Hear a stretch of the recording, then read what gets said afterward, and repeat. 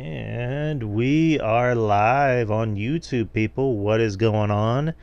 Welcome to the show. Welcome to the experience. It is Wednesday, here in a nice cold San Antonio. Yeah, that's 59 degrees. It's a nice little cold front. It's what we've been needing because we had that cold front from like what, a week ago, week and a half ago, and then we it got got into the 40s. yeah, and then it got warm again. So I like this weather better. Anything less than 40, I'm not nuts about. But I like this weather better. Just my opinion. But welcome to the show, people. Welcome to the experience, where we talk wrestling, whether it's a WWE related, AEW related, any other company, TNA, what have you, and we talk about it. Whether it's wrestling matches, wrestling PLEs, pay-per-views, TV shows, news, we cover it, and we give our unbiased, uncut, raw opinion. And I'm Drew. I'm a part of this establishment. What? You're just named after you, so you're the host, yeah. I don't know. I hate feeling. I don't know. I don't like calling it Drew Yard Experience. I just like calling it Experience. Experience sounds better. But I'm Drew, and with me, as always, is my right hand, my partner in crime. Justin from Spinebuster Tees and SpinebusterTees.com. Yes, sir. And not a very news-heavy week. More of a wrestling show week. So we're going to cover Saturday night's main event, which occurred over the weekend. Raw and uncut. And, of course, the TV shows. And there's maybe like one news thing. And this is just something that came out today. And do you have any news, Justin? Well, I mean, I got news, but we'll see how we are on time. There's a lot of news out there, but like I said, we'll see on time. All right. And then, of course, TV ratings and if there's time, this day in wrestling history. So we're going to talk about Saturday night's main event, which happened this past Saturday. It was live on both NBC and Peacock. Did you watch on NBC or Peacock or both? Just NBC. I mean, I figure that you want to try to watch it on NBC because of the fact of the ratings, and that's where you're going to help WWE more is if you actually watch it on NBC right over Peacock. So, well, then I must be a shitty fan because I watched it on Peacock, not by choice, but because we don't have cable. NBC's on regular TV though. You don't need cable for that. You just turn the TV set, go channel 4, and boom. I don't know. I don't know if our big ass TV might have that, but we actually do have a TV streaming app on one of our Fire Sticks, but we just decided to go with Peacock. Just again. Gotcha. But anyways, I guess before we get into the show, overall, what do you think about the look of the show? It was great. Old school look. Love it. Production was good. This is WWE production, so you expect to be top tier.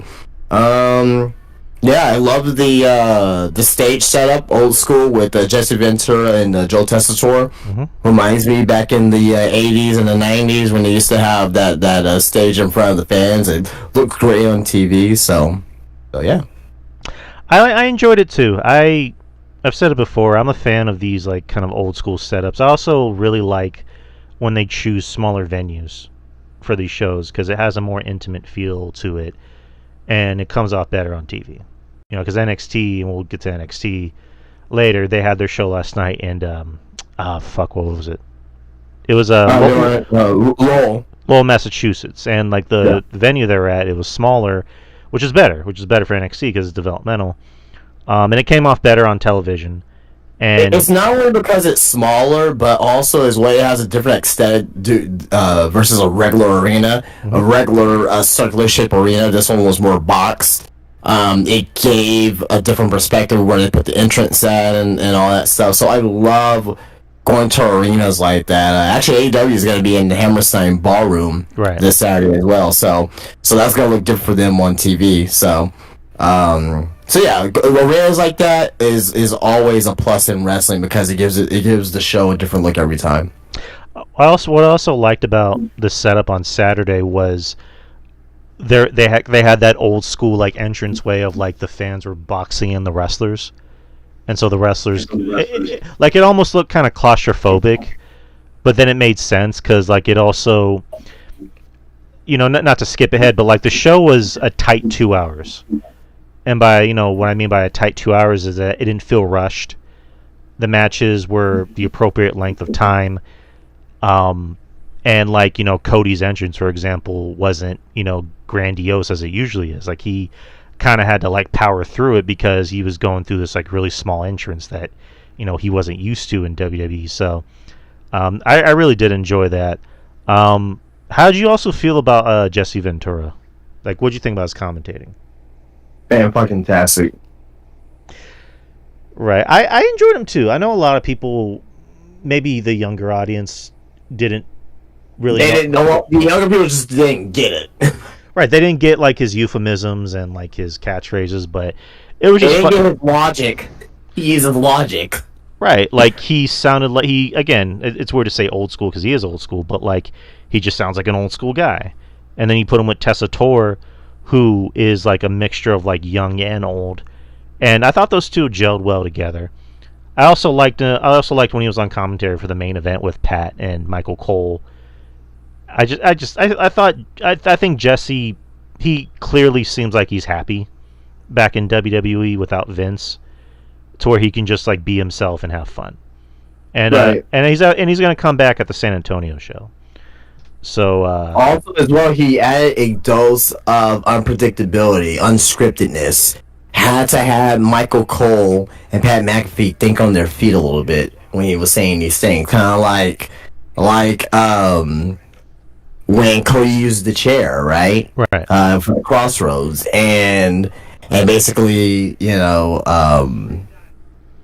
Ventura was like, or no, Cole was like, Kevin Owens didn't use the chair. Or was it, the chair was used, or whatever. What they said about Kevin Owens bringing in the chair? Oh, Kevin Owens brought in the chair, right? And Ventura was like, well, he didn't use the chair. You know what I know who did? Cody used the chair. He's a cheater. So it's like, yeah, Cody is a cheater because he used the chair, right? Mm-hmm. You know what I mean? So they had to think on their feet on what he was saying. You know what I mean? So that's like, I will never, ever understand why commentators, especially color, heel commentators, and for companies, why they never took the logic from Jesse Ventura as far as how to call a match. It's funny you bring that up because I was actually going to say that. Like, a lot of these heel commentators, like, and I like Corey Graves, but Corey Graves does fall into that hole of, like, trying to be too obvious. And trying to do the whole, well, he's an awful person because he did this. Whereas, Jesse Ventura, like you said, he's the heel announcer, but what he's saying makes sense. He's bringing up logic. And he's making Michael Cole have to work for it. He's making Pat have to work for it. So, I was happy to see Jesse Ventura back, and he obviously seems like he's happy, too. And it was like I was 3 years old again, man. It was great. Love it. All right, so let's get with the matches. First, you had Drew McIntyre versus Sami Zayn in a singles match. What'd you think? Great match, great opener. Great two guys to start off the Saturday night's main event. I enjoyed the match very much so, and the right person won. Right, this was a fantastic match to start off the show.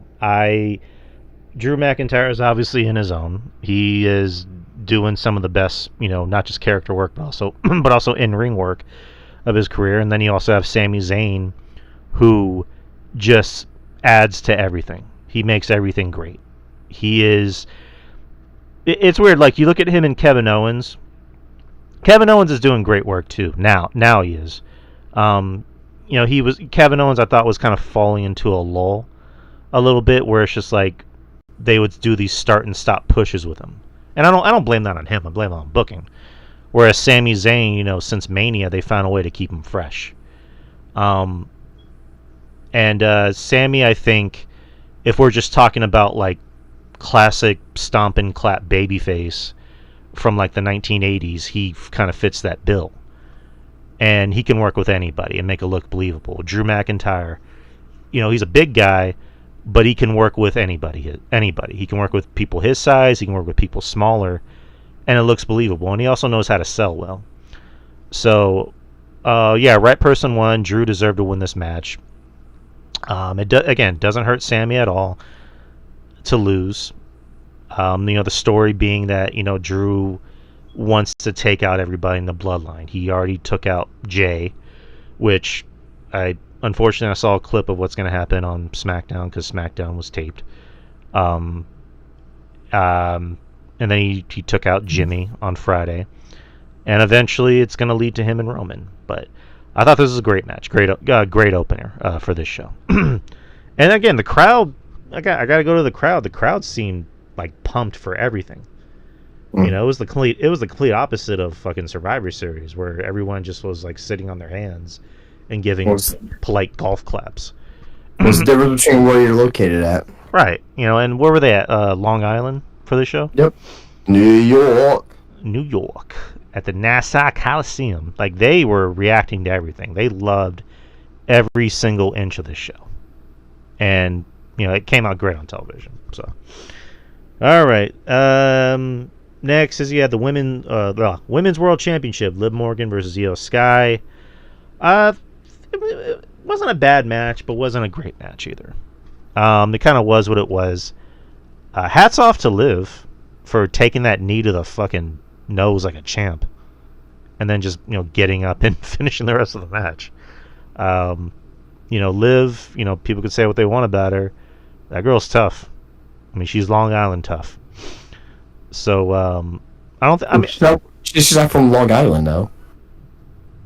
She is or she isn't? She's not. No. Yes, she is. Ain't she from Jersey? Oh, I'm about to piss a lot of people off. Hold on. Liv Morgan. Yeah, she's from Morris. She was born in Elmwood Park, New Jersey. Morristown, New Jersey. I'm sorry. For any of our listeners in New Jersey or Long Island, I'm sorry. Direct your hate mail to me. But she's Jersey tough. I will put it that way. I will leave it at that. But the right person won. I think everybody kind of expected Liv to win. I was kind of expecting maybe a cash in from Tiffy, but I'm gonna guess. No, not for the World Heavyweight Championship. So she's gonna cash in on Nia? Of course, that's the story. Yeah, I guess. But after the match, Rhea came out and confronted Liv for no reason, but okay. But anywho, well, I mean, so I'll say this, and people have to understand this. This show, people say, "Oh, this was like a house show." Fair. This was a what's the word I can look for? But this was a basic show, not in a bad way. This was a basic show, as into, hey, this is who we are, this is our characters, and this is what we do. This is WWE in 2024, right? This is not your mom and pop's, Saturday night's main event. They need to put their biggest women's star on that opening show in some fashion, and that's what they did. So. Right. No, I get you. But what you think about the match? Fine. It wasn't terrible or bad or anything like that. Io, I'll put it to you this way. The match was going well, like going towards the end. Io, actually, she never really slips up or anything like that, but she kind of a little bit of a slip up. And Liv was there to catch her, on the slip up towards the end of the match. But outside of it, I thought it was a very good match. Very good, and not very good, but good. I will say, good match. All right. And then on Monday, they announced that on the January 6th episode, which is the Netflix premiere, it'll be Liv Morgan versus Rhea. So yeah, they actually officially made it official today. And then today, they were doing it was like a Netflix, what do you call it? Like convention or whatever the hell. It was a Raw Netflix kickoff. kind of like how they do for the pay-per-views as well as they've been doing for over the last year. But I'll say this, and I'll just mention it.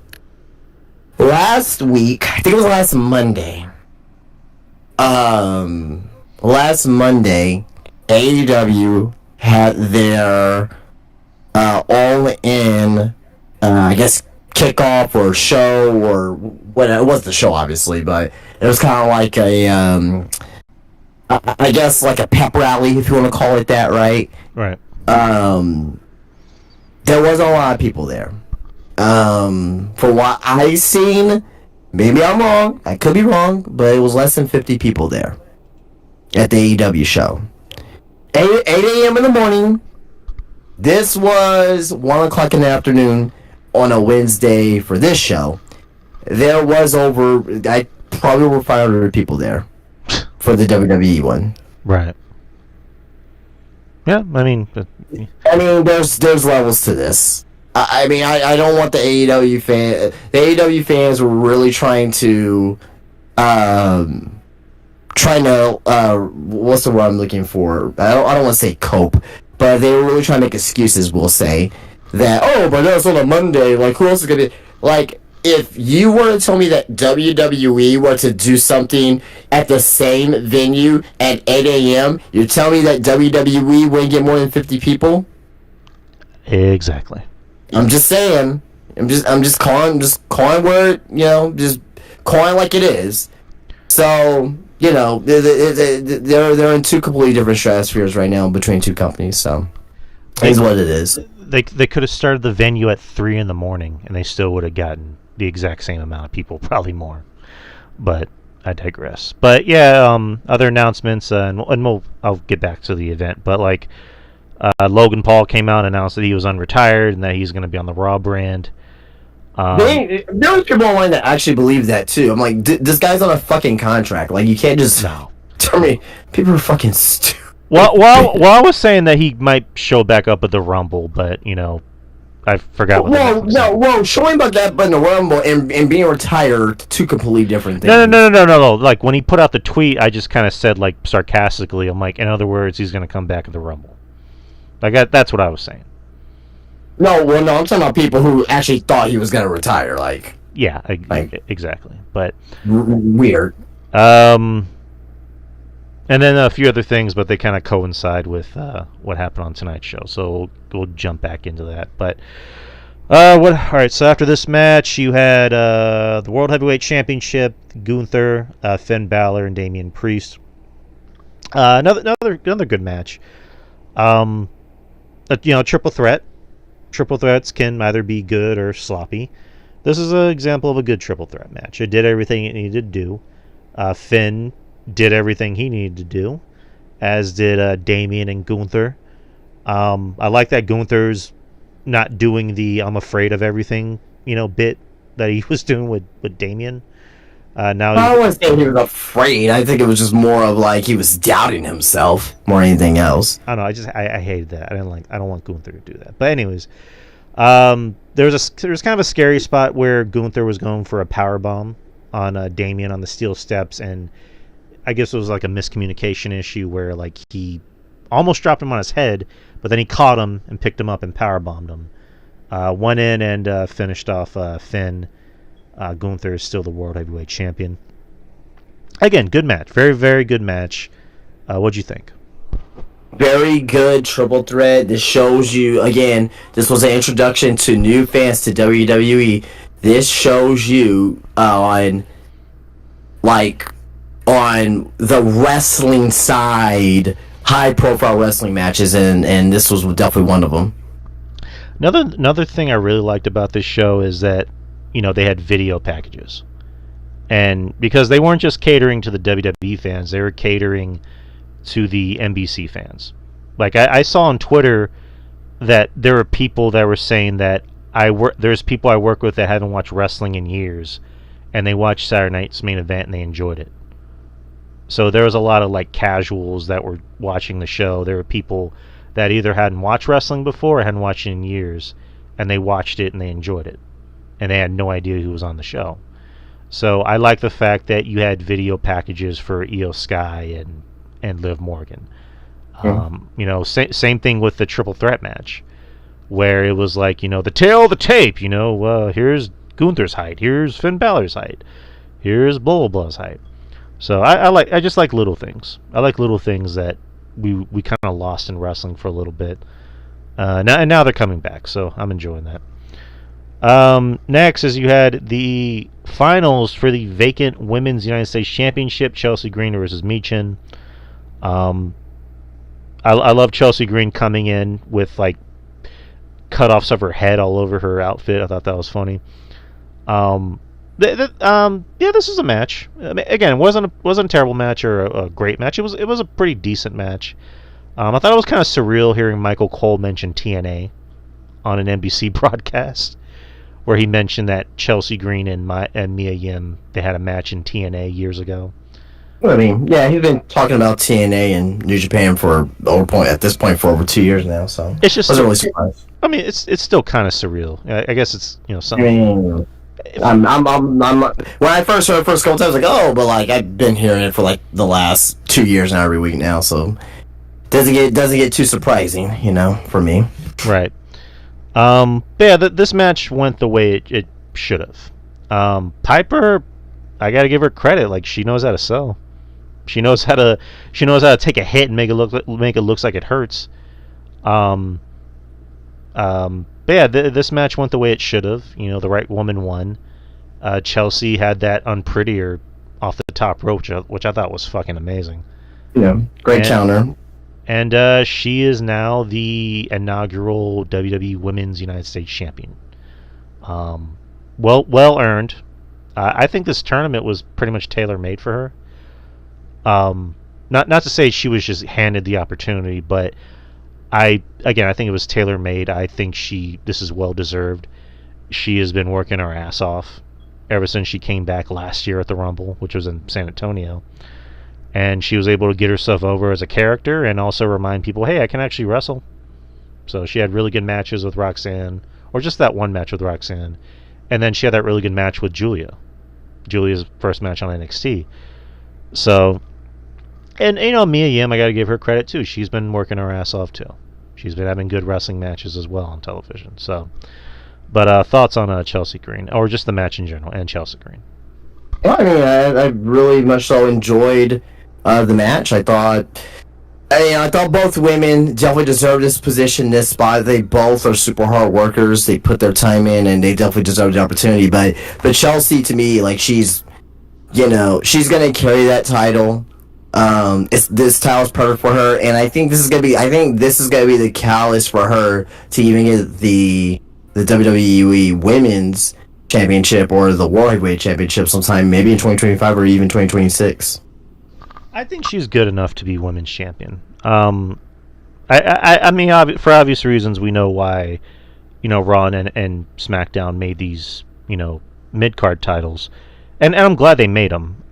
Someone like Chelsea, like you just said, I think she's over enough, and I think she has the personality enough, and also the talent. But mainly the personality is what gets her over. I think that makes her good enough to be a women's champion, in my opinion. But yeah, congratulations to Chelsea. Congratulations to Mia as well. Alright, so here's the main event. WWE Championship. Cody Rhodes versus Kevin Owens. I love Kevin Owens coming out in that shirt of his face taped over Dusty Rhodes' face and then saying Canadian Dream. So I thought Kevin Owens is a national treasure, in my opinion. Cody coming out, like I mentioned, still kind of had the grandiose entrance, but kind of had to like speed it up, especially since he's going through like a very tight entrance way. And like I said, it was a very tight 2-hour show, and it ended the way it should have. It wasn't rushed or anything in my from the way I saw. And also Cody brought back the Winged Eagle title, which I thought looked amazing. I didn't think I'd miss that title as much as I did, and when I saw it, I'm like, okay, I know it's supposed to be one night only, quote unquote, but it's not no more. Quote, yeah, so I'll say quote unquote. But that title looks beautiful. Like I don't know, but we'll get to the ending of the match. But yeah, very good match. Very, very good match. I mean, these two have had matches before. They had a match in, was it the Germany show? I believe so, yeah. And that was good. I thought the Germany match might have been a little bit better, but this was still very, very good. This is still kind of like on par with that match.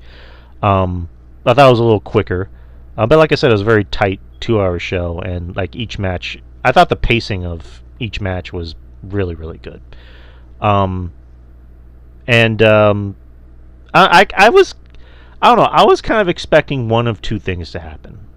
Because I think I said on last week's show I was picking Kevin Owens to win by fuckery, and then get like a month-long reign with the title.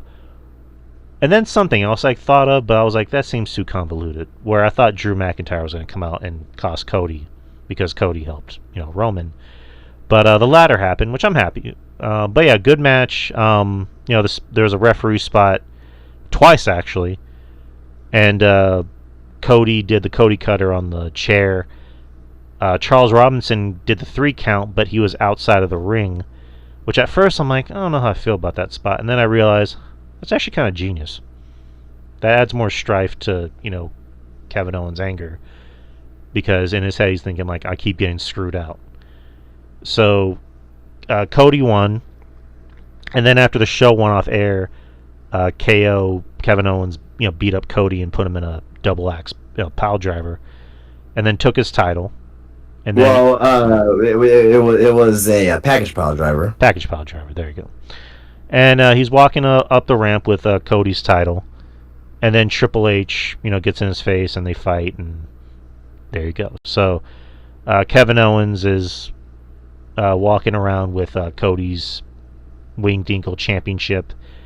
He was actually at the Netflix deal today. Claimed to be the true WWE World Champion, or just the WWE Champion, which was classic Kevin Owens. But what you think about the match? Good match. I mean, that's the match that you want to have as your first main event for Saturday night's main event. So I mean, I thought the match was very good, and that was the result needed out of it.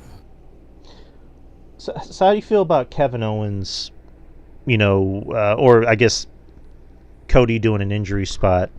Because basically what it looks like is that it's a much-needed vacation for Cody, while Kevin Owens, walks around claiming to be the true world champion, which eventually, obviously, Cody's going to come back either at the Netflix premiere or, before Rumble, either or. But how do you feel about that whole thing with Kevin Owens? Well, I don't think Cody's gonna be off TV that long. This is your world champion, your number one guy. You cannot keep him off TV that long. So, I think he's gonna be back. I mean, you got Christmas next week, right? I didn't read SmackDown spoilers, so I'm assuming he's not on the show. Then you got the following week as well. So, we'll see. But I'm assuming that he'll be back on the Netflix show. I mean, he will be on next Netflix show. I'm 100,000% sure. There's no way you're gonna keep your WWE champion, number one guy, off your biggest event, your biggest show of all time for as far as a weekly show. So I just don't get all the people being pissed off about the injury angle not happening on TV. I mean, technically, people pissed off. Well, it did not happen on TV. It wasn't broadcast on NBC or Peacock. Oh yeah. Now I'm thinking about it. Yeah, I don't have a problem with that. I know most people kind of do. I don't. I mean, they did the heel turn spot, with Kevin Owens and Cody after, I forget which pay-per-view, where he just beats up, Cody outside of his bus. So I don't have a problem with it personally. And you want to know why? You want to know why this is great for WWE for them to do that? People need to think a little bit. Okay, I'm not talking about people in here per se, but people need to think a little bit. When Kevin Owens does it off the air, and apparently there's no footage, no cameras rolling, right? Then it's not supposed to happen. He's not supposed to be doing a power driver, right? He's not supposed to be. That was Kevin Owens' first package power driver since Ring of Honor.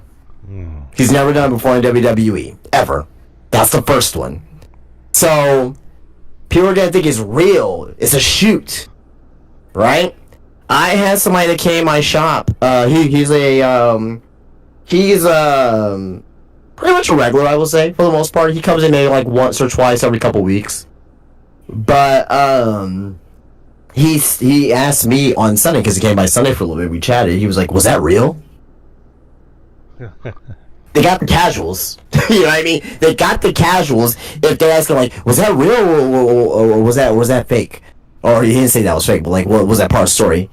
And I was like, no, it's story, man. They're just doing an injury angle. You know what I mean? So, that's the reason why. That's the reason why right there. You know what I mean? And you're gonna start getting engagement on Twitter and Instagram and all that stuff as well. So I thought it was perfectly done. By the way, your mic's or not your mic, but your camera's kind of lagging a little bit. Gosh, whatever. We're fine. All right. But Saturday night's main event. Overall, good show. I might give it either a B plus or an A minus. What about you? I'll give it a straight B. Okay. And like we mentioned before, it'll be coming back here in San Antonio the week before the Rumble. So we're trying to go. Actually, I got an offer to go earlier today. How expensive are the tickets? I haven't looked at the tickets just yet. So a mutual friend of ours, me and Betty, she had randomly messaged me. She's like, "Hey, are you guys gonna go to the WWE thing next year or next January?" I'm like, "Yeah, we're trying to go." And she's like, "What if I told you I had 4 tickets for $230?" I'm like, "Wait, what?" And she explained the story to me. All in all, her boyfriend, I guess, bought too many tickets when she bought tickets. I guess the long story short is that she bought tickets, but then she found out he bought tickets, and she was like, "Well, I was actually gonna buy you these tickets as a surprise." So he ended up buying more tickets apparently, and she was asking around. I'm like, "I'd love to go, but I don't have $230 on me. I'm sorry." And these are like really nice seats. These apparently are going to be right behind the announcers. Wow. Which I'm like, fuck. Oh man. I mean, you should go, man. I mean, you know. I don't have 230, bro. Like I'm gonna have to unfortunately buy like nosebleed seats, which I don't have a problem. Like we usually sit up at the top. We're fine with that. But yeah, it's just like fuck, right behind the announcers, dude. Like imagine that. Imagine seeing my ass on television right behind Jesse Ventura. But ratings. Let's talk about ratings for Saturday night's main event. Saturday night's main event drew a 1.590. And it drew a 0.42 in the demo. It actually outdrew. Let's see. I believe it outdrew like some big shows. It outdrew NBA. I'll tell you exactly what it outdrew. It outdrew OKC and Houston. This is why you don't have the Houston Rockets in the fucking semifinal in the NBA Cup. Fuck you, NBA. Fuck you, Houston. That's why you fucking lost. You fucking suck. And here's another thing too, as well. The only reason why they have the record that they do right now, Drew. Let me tell you something about this fucking pussy ass team. The reason why they have the record that they do right now is because of the fact that. Okay. Almost had a heart attack. No, continue. The only reason why the record that they have right now is because they have the second easiest schedule up to this point in the NBA. I agree. The second easiest schedule up to this point. Once they start playing some fucking real teams, they're gonna be down to like the 6th, 7th, 8th seed. By the way, the Spurs play on Christmas Day. They're gonna play the Knicks. Yeah. When they released the schedule back in like August, whatever it was, I was like, oh yeah, got a Christmas Day game. First game up. Nice.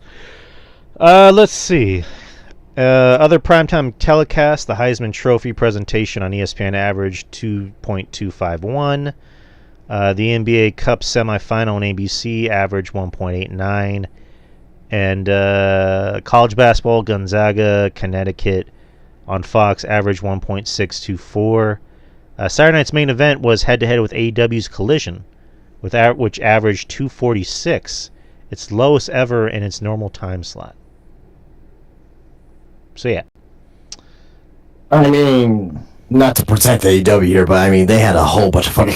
Even if WWE wasn't there, I think that still would have been the case. I think it still would have drew very low because had the Heisman, had the NBA game, so they had a shit ton of competition, and not to mention it is the Christmas season as well. So it's like a lot of people are probably not home; they're probably out Christmas shopping. So. Oh no, I'm at the point. I'm not even gonna make fun of AEW anymore because they kind of do it to themselves. So anytime I see something like this, I don't even bother. Whether it's like low attendance or low ratings or someone said something stupid, I'm just like, yeah, of course it happened.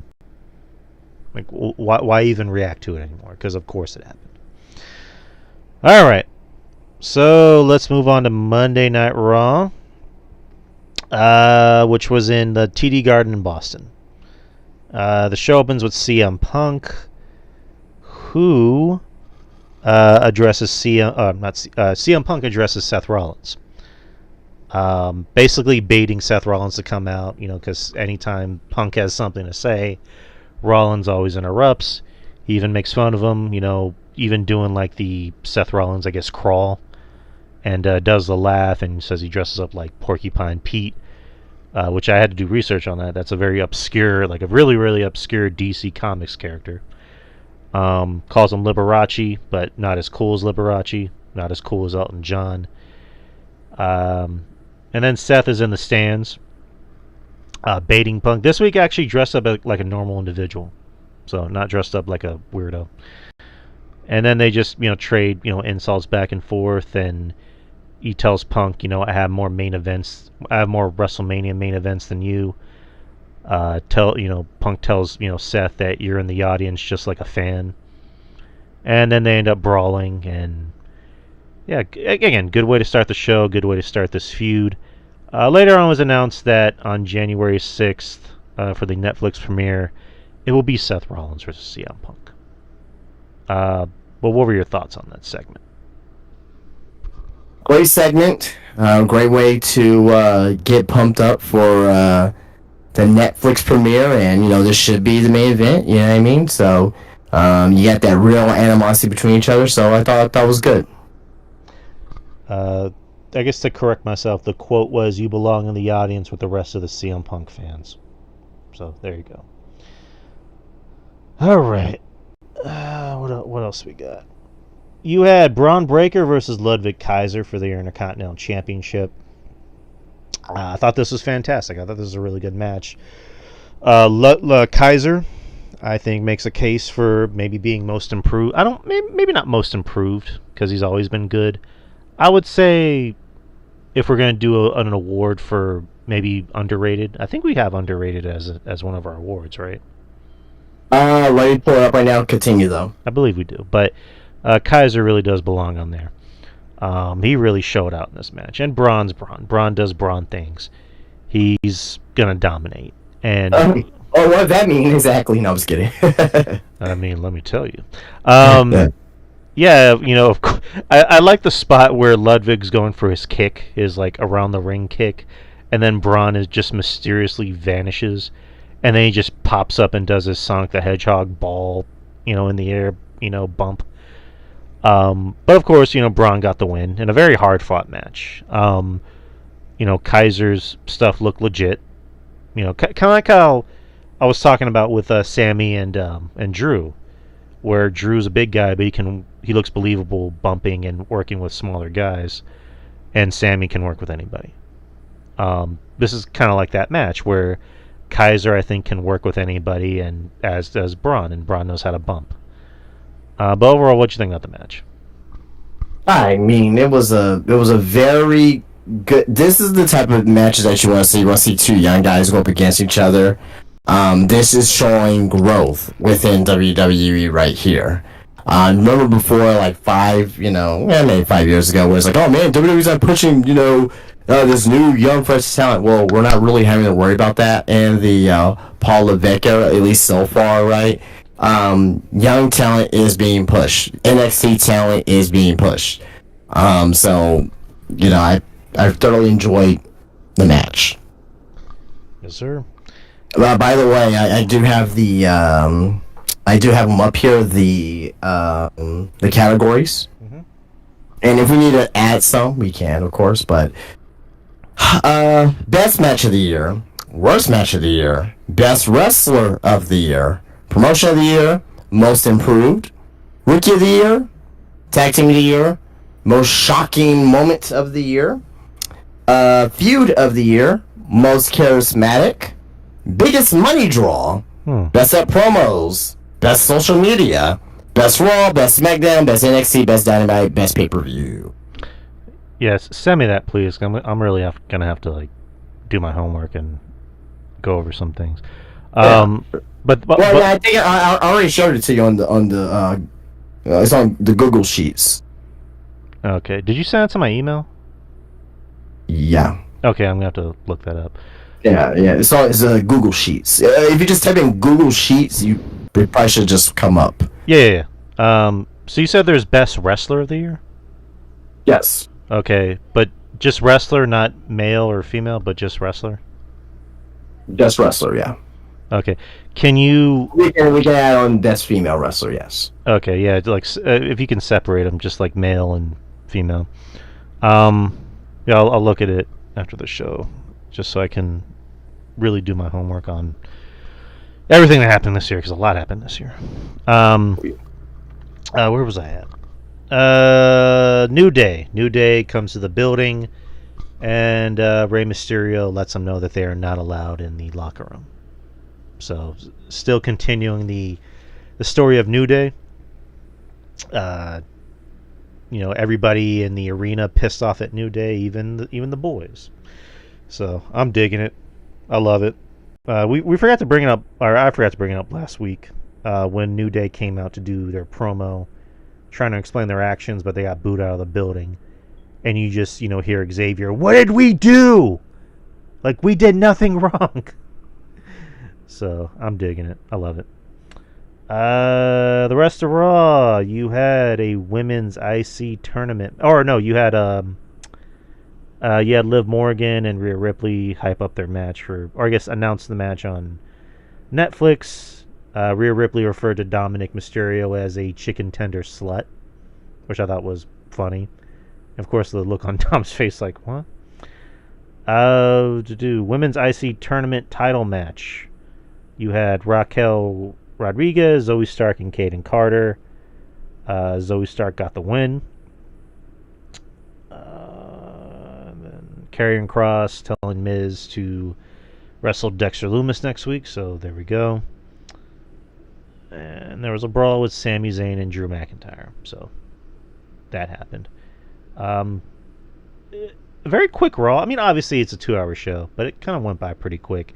Also, another thing before we get to the main event, a vignette was showing. Very quick vignette of a circle with a cross right through it. So, who do you think that is? I don't know. I can't tell if you're being sarcastic. But I'm just going to guess, I guess based on internet reaction, it's Penta. Oh my god, yes. Yeah, it's Penta. Like, it's Penta. Right. I don't think we solved anything there. I think it was solved 2 nights before we did. So, which somebody actually put up I guess an old poster of Penta, and they showed that same logo and his name. So it's like all anyone had to do is just do a quick Google search. So the biggest question is what name is it going to come under? Yeah, good question. Yeah, Pentagon Dark, Pentagon Junior, Pentagon Zero Miedo. I guess Miedo, because isn't that a symbol in Miedo? I don't know. I don't know what it is. I just know it's his logo. Right. I know it means zero fear, like, So I'll ask this. This is a more important question. because he's not very well versed into English, right? Right. Who you think? Because they gotta have to pair him up with somebody. He's overly charismatic physically, but he can't really talk in English. Can't really get his point across. Can't really get too emotionally invested into him unless you have somebody with him. Who would be a good mouthpiece for him? You think? Wasn't that guy that Jose the assistant? Wasn't he supposed to come to WWE? I was gonna mention him. Yeah. I mean, that could be somebody. Because I mean, since they know each other and they worked with each other, I would think that'd be a more appropriate, obvious choice. Yeah. That seems like the only one that makes sense to me, anyways. Yeah, what do you think he's gonna do once he gets to WWE? Like, where do you think his destination lies? Well, he's gonna show up on the Raw brand since the promo came out on Raw. I hope they don't pair him with the LWO. I kind of hope not, but I have a feeling that they might. Well, you better get ready, pal. Oh, Jesus. I mean, I guess It makes sense though. to help him navigate the locker room. Put him with Rey Mysterio. The vet. Well, I mean, it's gonna be Rey Mysterio and Penta versus the New Day. Well, okay, that makes sense. I will be totally down for that. Okay. Okay, all right. Makes sense to me since now the New Day, they're going to be feuding with Rey and more than likely Penta, before they start feuding with Big E. So, all right, fine with me. I mean, that could be a match on the Netflix premiere. Is they tell Rey, find a partner, and Yeah. he's like, I searched far and wide and I found my partner, and it's Penta. I was gonna mention that too. Yeah. Yep. Absolutely. So awesome. All right, so the main event for Raw was for the World Tag Team Championships. You had the War Raiders versus Finn Balor and JD McDonough. New Day was banned from ringside. Good match. Pretty good match. It happened the way you kind of thought it would happen. Damian Priest got involved towards the end as Finn is going for a steel chair, and Damian grabs the chair, and the War Raiders capitalize and get the pin. So, is this the first time they've been WWE Tag Team Champions, or have they won it before? They won one at a time. Okay, so they're Tag Team Champions again. So, good for them. Who is it? Yeah, Ivar. When Eric was out with his injury, and he was out for a while, and there was even talk about him maybe not even coming back at all. Ivar really stepped up. He worked his ass off. He had pretty good wrestling matches. And then Eric came back, and now they're the Tag Team Champions. So good for them. Congrats. I thought it was kind of fucked up how they only got like 10 seconds of celebration before they cut the feed. Or cut at 10 o'clock for USA. Yeah, unfortunately. But again, this just leads to what's going to happen with the Judgment Day, and that's they're going to turn on Finn and kick him out.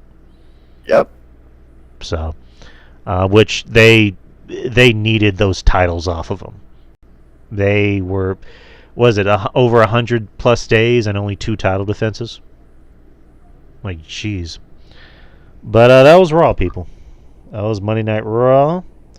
And now we're going to go to NXT. So where are we at with NXT? NXT was last night in Lowell, Massachusetts. I forget the venue. Oh, the Lowell Memorial Auditorium. And, look very good on television. The show opens with Oba Femi and Axiom with Nathan Frazier. I thought this was a fun match. Oba, I believe there's an interview recently where Oba said he was dealing with was it green card issues? Yeah. Something with his passport. That's just why he was out for as long as he was. But yeah, he wrestled Axiom. The week previous, last week, Axiom told Nathan Frazier I told Ava, I want a match with Obafemi. And then Nathan Frazier's like, why next week? Because I requested us to have a tag team match against Gallus for our tag titles. So, they're pulling double duty again, just like they were at the PLE. Oba, he obviously works well with smaller guys. Yeah. How do you feel about him taking bumps for smaller guys? Totally fine with it. All right. Totally cool with it. Right. The reason why I'm saying that is because that eventually he needs to start selling for smaller guys because he's going to be one of the biggest guys. Because guess what? If he's going to be in the ring with Seth Rollins, I mean, he's a tall, muscular guy, but he's a smaller guy in comparison to Obafemi. Or if he's working with Finn Balor. You know what I mean? You're gonna sell to Finn Balor. So, like, he needs to learn how to start taking bumps and selling, no matter who the size is. And plus, on top of that, Axiom's a fucking, great wrestler in his own right, too, as well. And his offense is very, believable. So, Yes, sir. so I have no issues with that whatsoever. All right. Just wanted to ask you. And How you feel about it? I'm fine with it because, like you just said, this is a different time. Not every big man needs to. I mean, every big man does need to sell. Not everybody. I mean, there's no more Rob Terrys. There's no more. Right. Who was the big dude that looked like Batista and he was in the Nexus? Mason Ryan. Mason Ryan. Like, thank God there's no more of those kind of wrestlers who are just like these big statues and they don't sell. Well, I mean, also on top of that too. I mean, now Overfinish shouldn't be such a jobber. No, I know. That's different. But if it's an established guy, where he's one half the tag team champions, I don't expect Axiom to be Overfinish, but I do expect a little bit of selling every now and then. You don't want to bury your talent at all.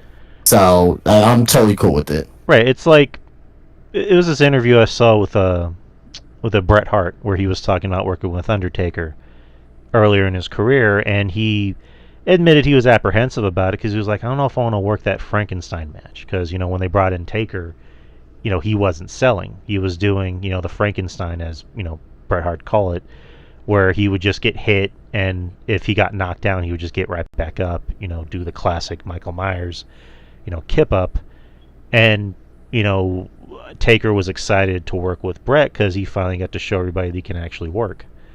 So I think this is kind of like with Oba, where working with guys like Axiom and Nathan Frazier is like your precursor to really knowing how to work with better, well, not better, but like the bigger name talent on the main roster, like a Seth, like a Cody, like a Jey Uso. I'm just throwing that name out there. So, but I'm fine with it. Oba, he's still green. He was in the NIL program, I believe.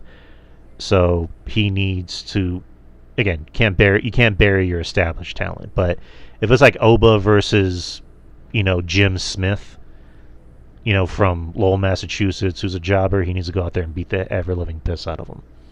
But this match was good. I like Axiom. Obviously, I like Axiom. I like Nathan Frazier. This was one of the best matches for Oba to have on television. But Oba got the win. All right. What do we got next? We had Lash Legend and Jakar Jackson versus Zarya and Sol Ruka. Decent back and forth. Decent tag match between these two. I guess it makes sense for Lash Legend and Jakar to get the win because they've been treated. They've gotten the main roster treatment, so you're not just gonna have them. I mean, they're a established actual tag team. The other two are not. Yeah, and as good as Zarya is, as good as Sol Ruka is, they need to take losses every now and then. You don't want to over push them. So this made sense for Metaphor to get the win. Do you have any thoughts about that? No, but I did like the spot where Zarya had, I think, Jakar on her shoulders, and Sol Ruka got on top like standing on top of Jakara Jackson and dive on the outside. I thought that was a very, very impressive and good spot. You know, Solo is just crazy athletic. Jeez. Um, this is kind of a funny spot. It involves Carmen Petrovich, Dion Lennox, and Ashante the Adonis. Hey, I gotta go do something really quick. Just continue here, and I'll come back when wherever you're at. Sure. Yeah, all right, I'll be right back. Yeah, take care. There's a funny spot in the back where Carmen Petrovich is talking to Dion Lennox, and Dion Lennox is trying to assure her that Ashante does care about her, and that he even stopped talking to what the fuck's her name? Nikita Lyons. There you go. And she's giving him a hug, and the camera pans to Ashante, you know, being like, "What the hell, bro?" And then Ashanti tells Carmen, "You know what? I'm gonna talk to Nikita again." So he walks away, and then Dion goes back to reading his book. Dion Lennox, he has an impressive build to him. I mean, I've seen him wrestle a few times. He's actually very good. I just find it funny how in 2024 a wrestling gimmick involves a wrestler reading books. Like, that's literally his gimmick, is that he reads books. I mean, it's kind of daring once you really think about it. How many wrestlers in the past have read books? None, right? All right. Jada Parker with OTM versus Ren Sinclair and No Quarter Catch Crew. Yeah, this is a match. It wasn't great. It wasn't bad. It was just in the it was in the middle. It was a match designed to put Jada over, and it succeeded. Jada is the star right now. Ren, you know, she's our girl, but she's kind of in the same spot as like a Jada, as not Jada. What the fuck's her name? JC Jane, where she's a player coach. You know, she's out there to make other people look good. And, you know, I don't know, I'll say this. You know, Chelsea was kind of in that spot for a little bit, and look at her now. So, hard work does pay off. Pretty sure there's going to be other people that notice. And also there's, you know, there's the Women's North American Championship. So, you know, not all hope is lost for Ren. But, yeah, this match was done just for Jada to win and look like $1 million, and it worked. I do think Jada needs to change her finish. To what, I'm not sure. I don't know. To me, I'm a big fan of finishers that actually, I don't want to say aren't effective, because I'm pretty sure if Jada was running at you with her ass, you know, it's gonna hurt. It's either gonna feel good or feel bad. however you tend to look at it, but I just think she needs a new finisher. I know, was it Fallon? She was doing like a running knee or something like that, which I don't know. I don't like running knees personally. Like Trick's is different. Although I do think Trick needs to. I know he was using like Book's moves. Like he was doing like the. He was doing the bookend. He was doing the other one, the kick. Like, what do you call it? Which I think he needs to start doing that. But I like wrestling moves that actually look like they should end a match. Like Jada's move, you know, as nice as the visual is of her, you know, her ass running at you is, I just think she needs a new finisher. What it is, I don't know. Something that looks believable for her. Maybe like a Michinoku driver, or I don't know. I got nothing. Maybe a package pile driver, but they're not going to do that. But Jada got the win. And again, I love Jada. I think she's doing great, good work, not just good character work, but good in-ring work for somebody, you know, who, again, this NIL program, I think, has done wonders. You know, they brought in people that, you know, a lot of them have an athletic background. You know, regardless of what it is, they're able to make it work. You know, Jada, she was like a A1 soccer player. Sol Ruka, what was she? I obviously know she surfs, but what was she? I'm trying to think. But like, you know, all these athletes were able to find that strength in them to make it work. And it helps that you have Shawn Michaels, who's willing to teach, and other guys. You have fucking CM Punk, one of the biggest stars in the company, is willing to go there on his off days just to give these people advice. So I think the future is in good hands, in my opinion. All right, so what do we got next? We had a vignette with Tatum Paxton, Gigi, and Shotzi playing with dolls. It's a good visual, and they're more than likely going to go after Fatal Influence. So you have a nice faction versus faction. Where are we next? You had the NXT Tag Team Championships. You had Fraxium versus Gallus. I thought this was a good tag team match. I'm not the biggest fan of Gallus personally. I know people rant and rave about him. They love him. I just don't get it personally. They're not a bad tag team. They're just kind of vanilla to me. It's weird because I love Fraxium, but they seem like a team I shouldn't like because they do the flips and the kicks. But they do it. No, they do it better than most. I guess the best way to describe Fraxium is they're what people think the Young Bucks are.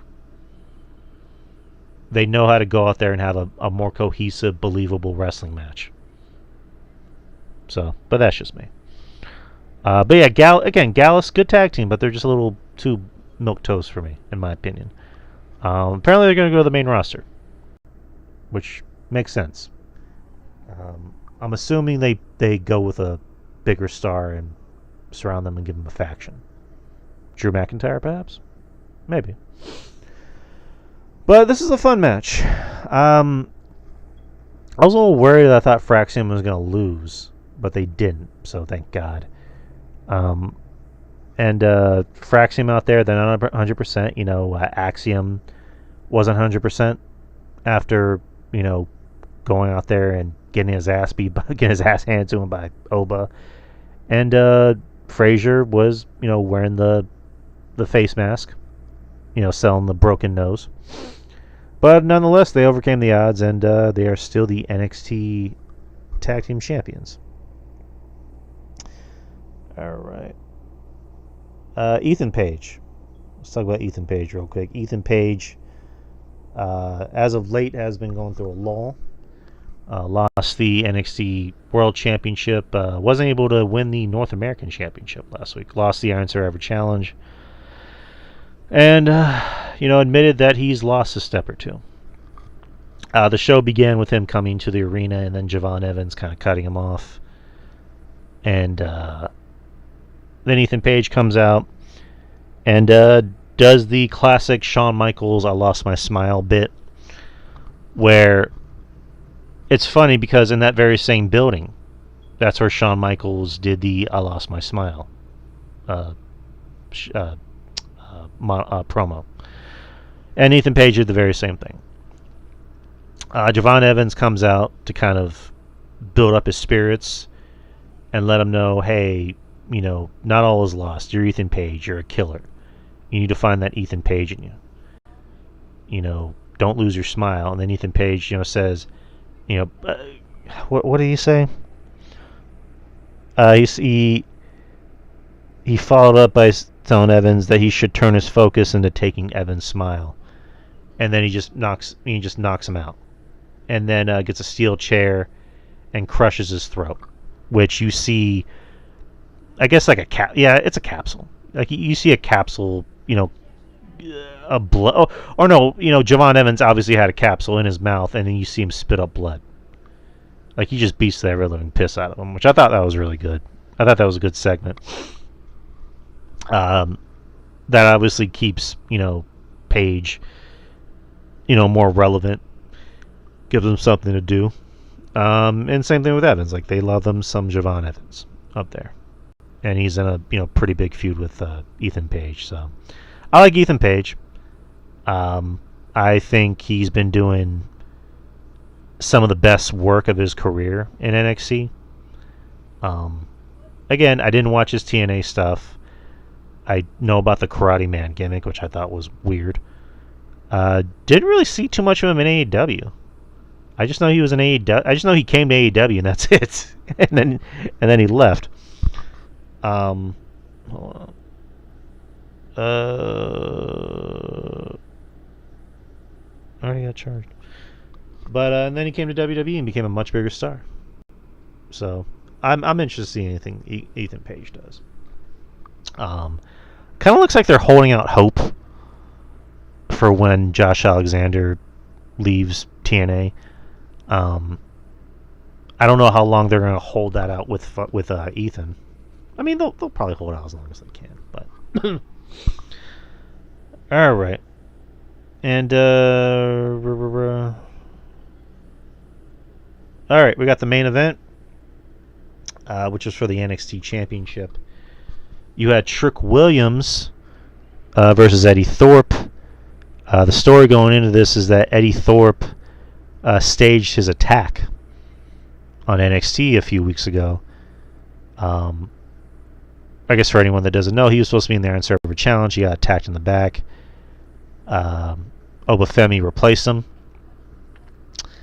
And Eddie Thorpe comes out and tries to play the victim and tells Obafemi, I know you attacked me.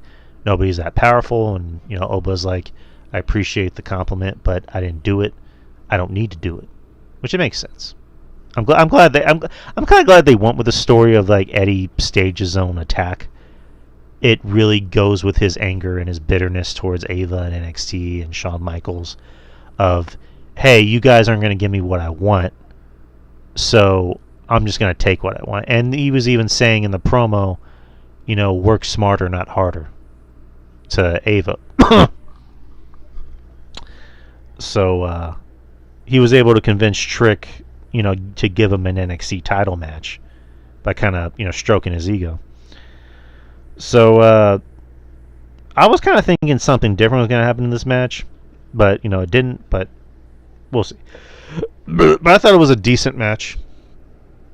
It was very quick. It was about 8.5 minutes. I think it's what it really needed to be. Which is it's a TV. It's NXT. It's a TV match, so you weren't really expecting them to go this long. But good back and forth action overall. I like Eddie Thorpe. I like Eddie Thorpe being in a more high spot on the card. I think I said about him last year when we were doing predictions for possibly who's going to be the breakout star in 2025.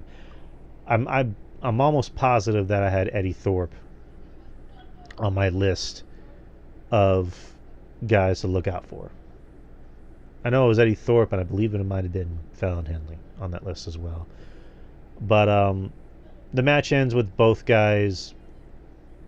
Was it their shoulders on the mat? Like they're pinning each other at the same time. There's a referee bump, which I thought, is Eddie Thorpe going to win by fuckery? And then the match at New Year's Eve was going to be a triple threat. But no, their shoulders are both on the mat, and yeah. Sorry about that. I'm back. Don't worry about it. I'm already on the main event. So the main event was Eddie Thorpe and Trick Williams for the title, which ended in a double pin, which I was kind of curious about. I'm like, so Eddie Thorpe's going to be in the championship match at New Year's Evil. Kind of they did with Kevin Owens off air. They showed Ava, I guess, reversing the decision, saying that Trick won, and then Eddie gets in Ava's face and starts yelling at her, and then Shawn gets in Eddie's face and Eddie shoves Shawn, and then Trick gets involved and beats up Eddie. So, and then the referees all grab Eddie Thorpe and throw him out of the arena. So, what'd you think about that? I mean, they're really pushing on Eddie Thorpe right now, which I think is deserved. I think this character is what he needed at the end of the day, because he definitely has talent. He can wrestle his ass off. So, but I think they're building character layers around him and kind of empathize with them too, as well as a heel. So dig it. I forgot to bring up for the Cody and Kevin Owens match. So when Kevin Owens, put Cody in the pile driver, the fans are chanting, "You deserve it." And you kind of flash forward to this, Eddie Thorpe him faking, being attacked in the back only to usurp his way into a title match. It's genius. It really does add to his, his heel run, because what makes a really good heel is like what makes a really good, villain, is that you sympathize with them and you agree with them, but you still want to see them get their asses kicked because they're going about it in the wrong way, or are they? But and let me kind of backtrack a little bit because I wanted to ask you about this one. It was a segment with Ethan Page where he comes out and does the Shawn Michaels "I Lost My Smile" promo, which actually happened in that very same building. Yeah. Javon Evans comes out, tries to lift up his spirits, tells him, be that dad for your kid, be the husband for your wife. And Ethan says, I guess the best way to find my smile is to take away yours. And then he beats his ass. He takes a steel chair and crushes his throat, and then you see, Javon spit up, blood, quote unquote, which was a capsule. But it was still a very effective segment. It worked how it needed to work. Keeps Ethan relevant. Obviously keeps Javon relevant. But what'd you think about that segment? That was great. Okay. Anything else to add? No, I mean, it's just gonna help keep heat on Ethan Page until they have their match one-on-one. Javon Evans is gonna win, then Ethan Page is gonna feel like, oh, I'm gonna retire, or I'm actually going to retire then, or it's just gonna lead in Josh Alexander. They're gonna become North, and they're gonna be Axiom and Nathan Frazier for the tag team titles. Ooh, there you go. Ooh, yes, I like to hear that. But that was NXT. Let's do ratings and then news. All right, so TV ratings. Where are we at? Let's see. Friday Night SmackDown on December the 13th, Friday the 13th, drew a 1.530 and a 0.47 in the demo. The week prior, they drew a 1.494 and a 0.44, so they had an increase. And then I think we mentioned Collision drew a 246 and a 0.09, which was kind of expected, even without Saturday Night's Main Event. The week prior, they drew a 278 and a 0.7. So, very much a decrease. Monday Night Raw drew a 1.533 and a 0.48 in the demo. Week prior, they're a 1.386 and a 0.43 in the demo, so an increase. And then NXT from last night drew a 708 and a 0.16 in the demo. The week prior, there were 680 and a 0.78 in the demo, 0.17 in the demo. So an increase in the ratings, a slight drop in the demo, but still very good for NXT. So good for them. Do you have any news? Yeah, I do actually. First and foremost here, start off from Wrestling Observer newsletter. This came out last week, but one person close to the Lucha Brothers said that it's close to a year that has been tacked on Rey Fénix's AEW deal. Obviously, he's been trying to put pressure on them to get out of it. So Rey Fénix, unless released by AEW, it looks like we won't see him in the WWE until towards the end of 2025. So, what's your thoughts on that? I think it's fucking gross. No. Just, again, it's... They can say he has the right to do it, sure, but it's like it's pettiness. It's pure pettiness by the end of the day. All right. Well, moving on. Also from Wrestling Observer Radio, about Matt Cardona being offered a AEW contract. He says, "I know he was offered a contract from AEW. I don't know if he signed or anything." I'll say this. I know Matt Cardona he wants two things. He wants a lot of fucking money for it. I'm sure he will sign, but also too as well. I mean, he loves his freedom too. So, but I don't know. We'll see. We'll see what happens with that. But do you think Matt Cardona has a chance of signing with AEW?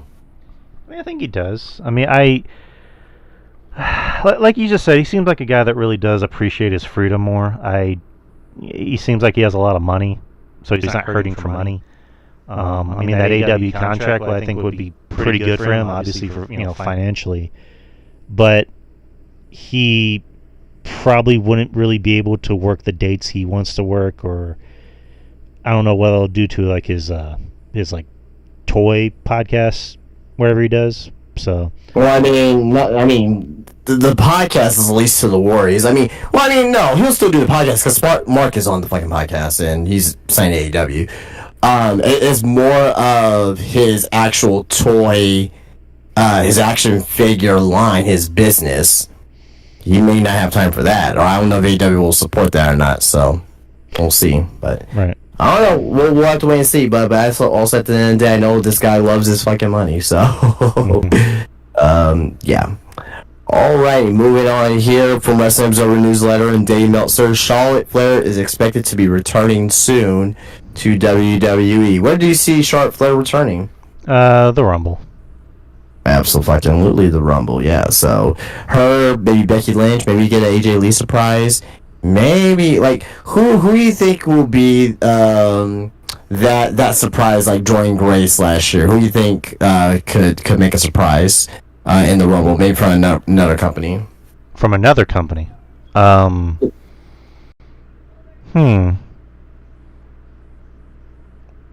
far as another company, I can't really think of anybody, honestly.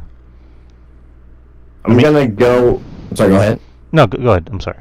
No, go ahead. You were about to say something. No, it's just like, Jordan Grace is like the only like person that I guess is more believable to come from another company to WWE. But what do you think? I'm gonna go with somebody from Marigold, Saray, the former Saray. I think Triple H wants to give her a little bit of a moment, kind of as like a sorry, we fucked up with you, right. type shit, and bring her into the Rumble. I think that would be pretty. I mean, she wouldn't get a reaction or anything, but I think it would be pretty cool to see her kind of go toe to toe with like maybe someone like Asuka or even like a Roxanne who may be in the Rumble, somebody like that. Yeah, I think the Rumble coming up is, especially the women's, I think it's gonna be chock full of like returns and surprises and debuts. Like I can see Becky coming back. Yeah, absolutely. Matter of fact, I can see Becky coming back on Raw at the Netflix premiere. I'm seeing that more. I'm seeing Alexa Bliss is probably that main surprise, I think, and Charlotte. Alexa Bliss, Asuka, I can see her coming back. I don't know how serious her injury is. AJ Lee, I can see coming back as that like big surprise. But yeah, that's the Rumble is always big. I love the Rumble. Absolutely. All right, well, that is it for me. All right, so that's all the news.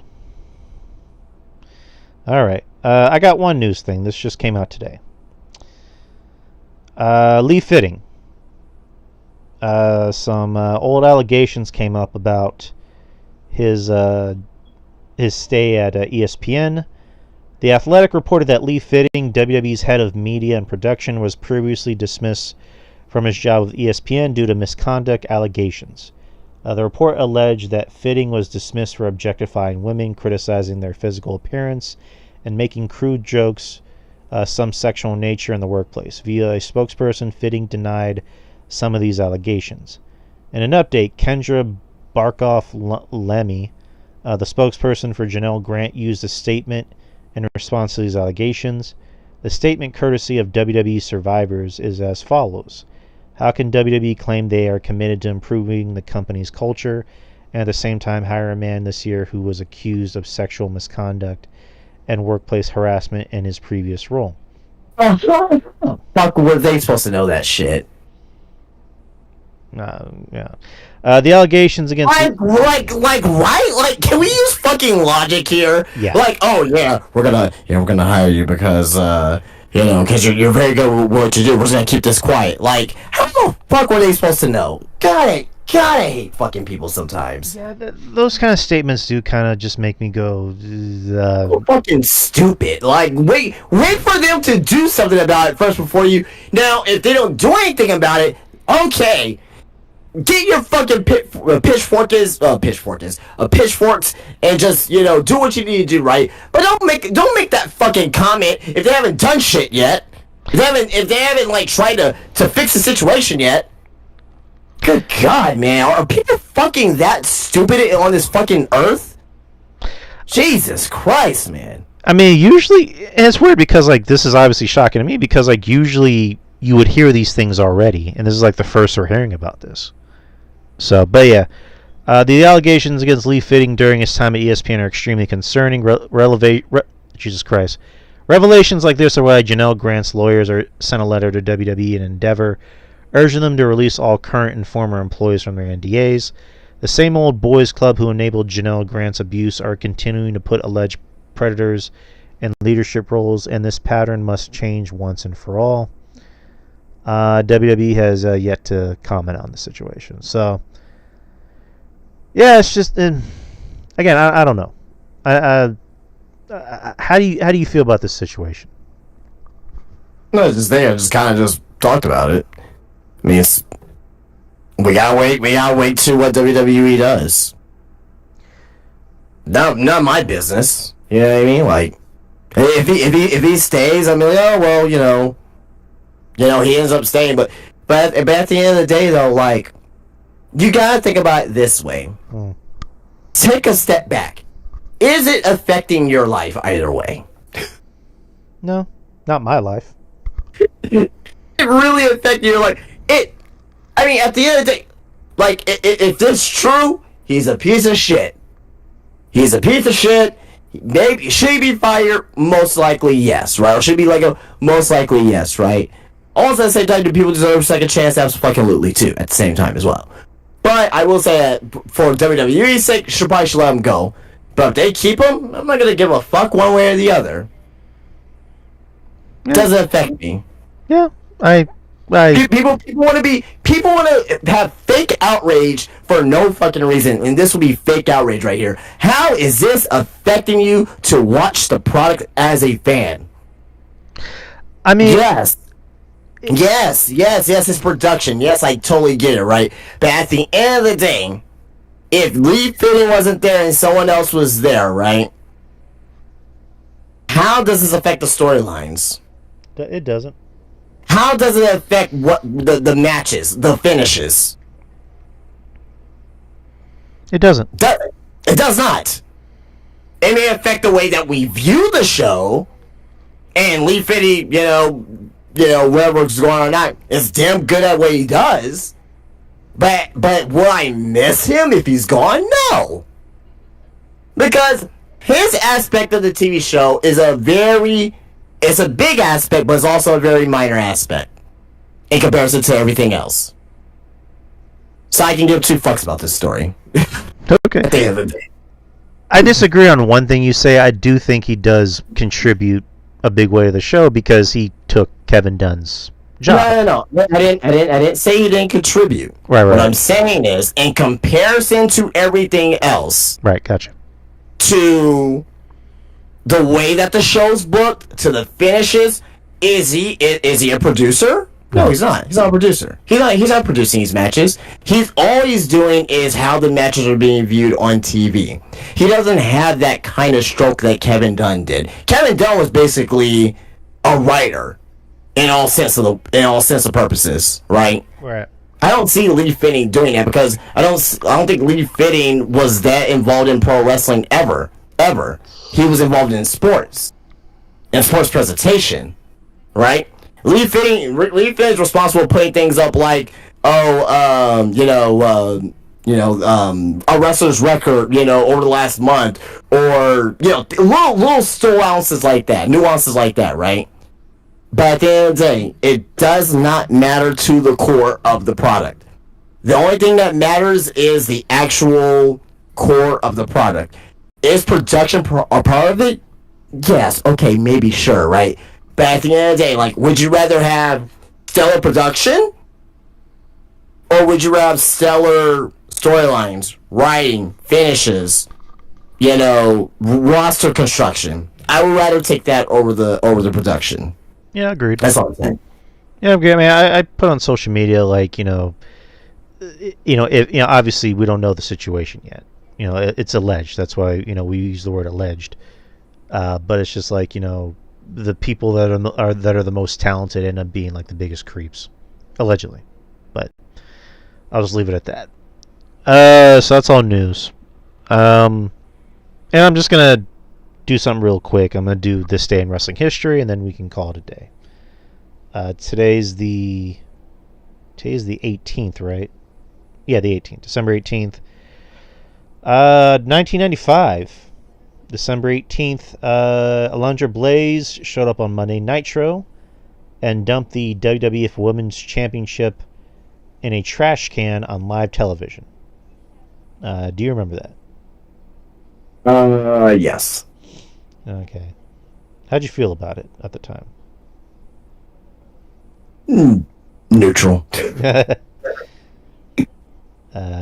Yeah, kind of. It obviously messed with Medusa's career, or her stance with WWE for a while, but eventually they brought her back to the Hall of Fame. So I mean, it was shocking, but I didn't give a fuck about that title for me to even like, oh my god, you know. Right. 2000, The Rock and The Undertaker defeated Edge and Christian on a Monday Night Raw to win the WWF Tag Team Championships. They would only hold the belts for just a day. Good old attitude, yeah. Yep.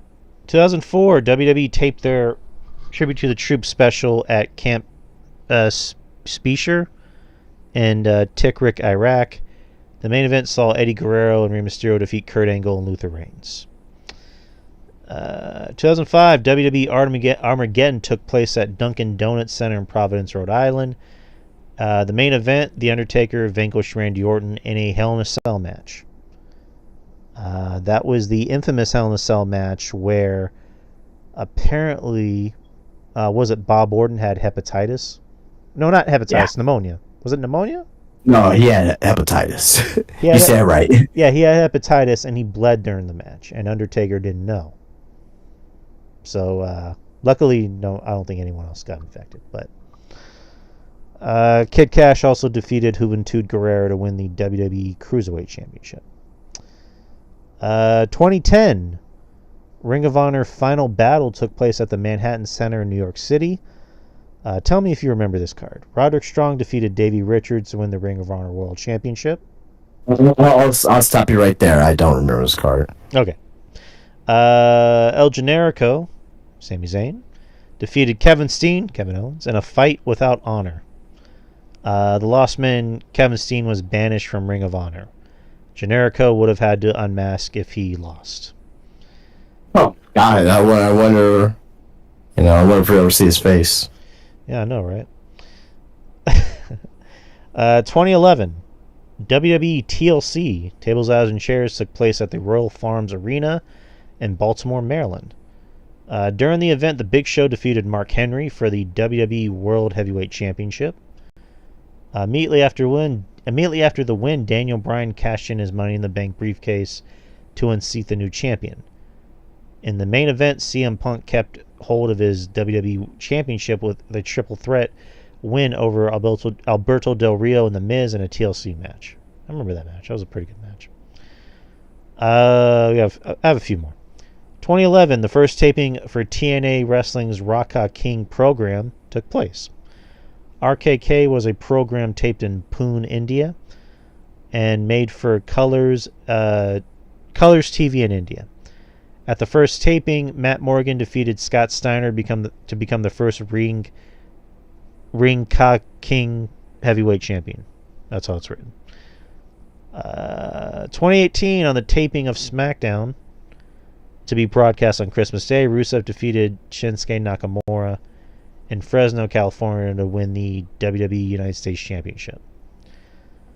And 2019, the main event of the weekly NXT show on USA Network, Rhea Ripley defeated Shayna Baszler to win the NXT Women's Championship at Full Sail University. Baszler's reign had been the second longest in the title's history. After the match, NXT fans were invited into the ring to celebrate with Ripley in one of the most iconic scenes in the brand's history. I don't know about that, but okay. 2020, Sami Zayn presented the first edition of the Sammy Awards, where he was surprised when Big E won in the Superstar of the Year category. And that's it. And birthdays. Happy birthday to Eric Escobar. He's 45. Trish Stratus. She turns 49. Rob Van Dam.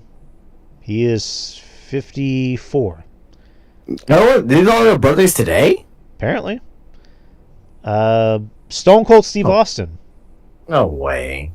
He is 60 years old. I don't think RVD's birthday is today. No, I don't think that.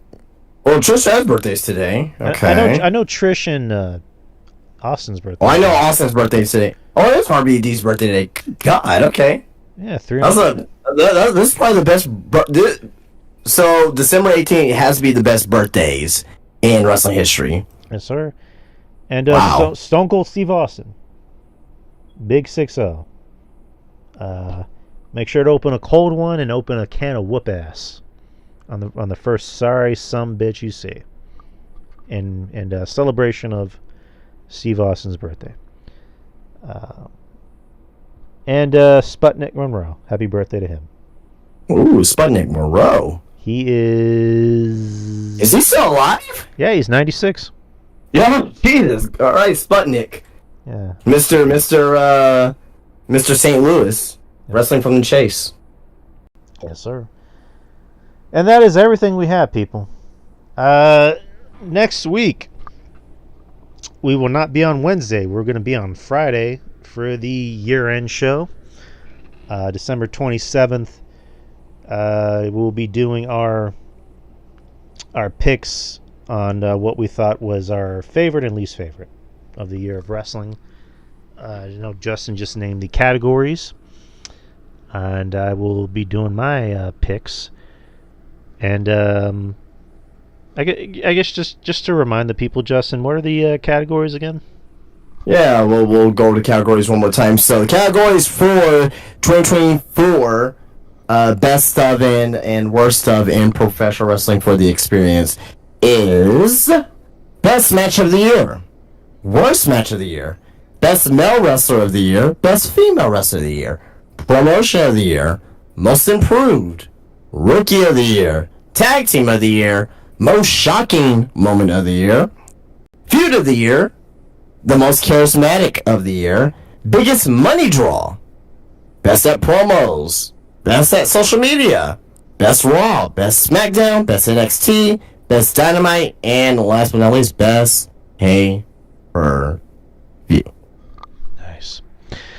All right, and as always, if there's questions, we're going to do a Q&A, so please put your questions in the questions channel, kind of like the old days, and ask us anything.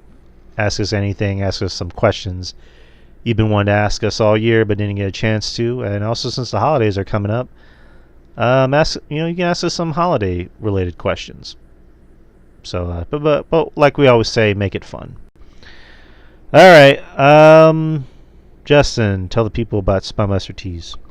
Guys, we're finding Spinebuster Tees, SpinebusterTees.com. Get yourself a great t-shirt. It's too late for the holidays because the United States Postal Service fucking sucks. I still haven't got my fucking action figures that I ordered fucking 2.5 weeks ago. So fuck you, United States Postal Service. You're ruining my fucking business for the fucking holidays. I need fucking money. I need to pay fucking bills, you fucking son of bitches. Get your fucking shit together.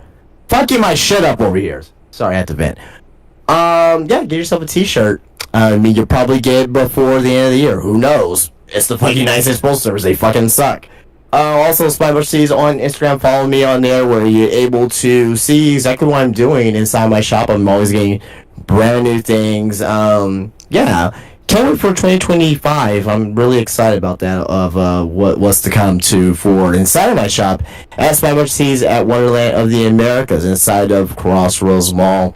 Come on in and get yourself anything as a pro wrestling fan when it comes to action figures, Funko Pops, of course, t-shirts, wrestling socks, lucha mask, autographs, a lot of autographs. I got a lot of autographs today, actually. Trading cards, literally everything you can think of. That's Spinebuster Tees on at the Wonderland of the Americas, Spinebuster Tees on Instagram, and SpinebusterTees.com. And I highly suggest going to Vicious Heats downstairs. Come to my store first. Spend your money in my store first, of course. Of course, get you a wrestling shirt or a Funko Pop or an action figure and then Vicious Eats. But come spend in my store first. Of course, Spend your money first. Spend your money wisely at Justin Shop. You won't be disappointed. You're gonna like what you see. I guarantee it. Kind of like what is it, Men's Warehouse? You're gonna like the way you look. I guarantee it. Man, those good old days. Loved it. You know what I've been watching? Speaking of commercials, like I threw on last night. I probably throw on some again. YouTube this. If you guys are still listening, I don't know who's here in the chat, but we're kind of quiet in here. But go on YouTube and look up Christmas commercials, 80s, 90s, or like 80s/90s Christmas commercials. They have like a whole like hour, 2 hours of Christmas commercials. Very nostalgic, very in season. Love it. Yeah, that Corona commercial has been around for, I think, for as long as I've been alive. No, you know what commercials been a very long time. I'm gonna give you two. You know what? I'm gonna give you my Mount Rushmore of Christmas commercials. Okay, the first one is the Hershey Kisses one. Okay. You know what I'm talking about? I might. When they do, we wish you a Merry Christmas. Yeah. Okay. Okay, so that's one, right?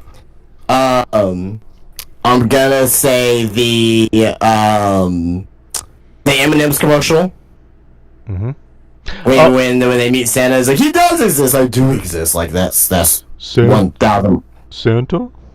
Yeah, that's 1,000% one. Of course, the Corona one, because that's been around since like the early 90s. Mm-hmm. And I'm gonna go with one that you probably haven't seen in a long time. Actually, it's about Rushmore, so I had to pick one. Honorable mention real quick though. The Clydesdale Anheuser-Busch, where it's like seasoned ingredients and like the fucking horses come in. I don't know if you remember that one or not, but my other one is the Frosty the Snowman Campbell's chicken soup commercial. When the kid comes in, he eats the Campbell chicken soup and like he's the snowman and it melts. That's a Mount Rushmore Christmas commercial right there. So those are my favorites. Nice. Speaking of like watching random things on YouTube, the other day I just randomly start watching this video of like the title was like the final like call-offs of channels. So basically like channels that were like ending, and these are like the final episodes or clips or whatever of them. Oh, I've seen that for analog TV. Yeah. Have you seen that one before? Yeah. Yeah. So there was one for G4 where they show the final episode of Attack the Show, and they just show like G4 signing off, like they show like Pong, like click, click, click, and then it just goes G4 is no longer available on Uverse. I completely didn't know that VH1 isn't a channel anymore. Like technically they kind of still are. I just looked up the website a couple days ago. Like, believe it or not, I looked up the website and the website's still there. Let me hold on. Let me go on to my app here, but keep talking. Like I read that they're not really a channel, but they got bought out by BET. No, they're a channel. I just went to VH1. No, they're still a channel. Okay. Like they got bought out by BET. Like they still have a website, and I think they still have like a streaming service. Well, but... I'll pitch into this. So VH1, BET, and MTV, they're owned by the same company, Viacom. It's been that way since the very beginning. Ah, okay. Yeah. So now, what I will say is that VH1 is basically like the second BET channel now. Right. Before, because VH1, so, you know what VH1 stands for? Video Hits 1. Okay. So, it started off as all videos, right? Kind of like, it was like, not really competition to MTV because they were all the same channel or whatever, right? But like a secondary channel for videos. Then, so that started like, in the 80s into the 90s. Then in the 2000s, it became like the reality TV and like the I Love the 80s and the 90s and the Flavor of Love and all of that, right? Then Then it became like a kind of a mixture of like the reality TV and like the I Love the 80s and the 90s, and they start introducing things like I love and hip hop and things of that nature. Now it's basically like fucking a second black channel, pretty much, which is good, which I have no issues with. Right. But right now, if this is true, is Sans showing the mask? Is who in the mask? The mask. The mask. The mask. Okay, I'm blanking. What were we talking about again? VH1 right now, so I have it on VH1 right now. And apparently, they're showing the mask. Like the Jim Carrey movie? I'm assuming so because it's on commercial. Okay, that's random as shit. I will let you know in the next 30 seconds. Yeah, I like going on random shit on YouTube. So it always makes for an interesting watch. All right, but you guys know where to find me: Twitter, X, DY Experience, Instagram, Facebook page. There's also the YouTube channel, and Spreaker. You know where the Spreaker, iTunes, Spotify. You know where to find the show. We're easy to find, and of course, shout out to our friends. Shout out to all of our friends: RJ, Ruben, Jeff Lipman, Mish from Wrestling Soup, who essentially keeps the lights on, who gave us this platform. So shout out Mish, Joe Numbers, John Draper, our friends over at Spitball Media, along with B Show Brian and Shaheen, and Kevin Castle, of course, Trez. Yeah, just shout out to all of our friends. If I'm forgetting people, forgive me. But shout out to everybody. Shout out to all of our friends that we made over the years. Shout out to the people that are still in our lives, and shout out to the friends that we made along the way. So, and for the record, here's the Jim Carrey movie. Nice. Somebody stop. On VH1. No, that is super random. Fucking weird, man. It's so weird, man. But that is it, people. We will see you next week for our year-end show. And again, if you have any questions, put them in the Q&A. And yeah, that'll be about it, people. So laters. Have a happy and safe holiday. And take care. Peace out. Peace.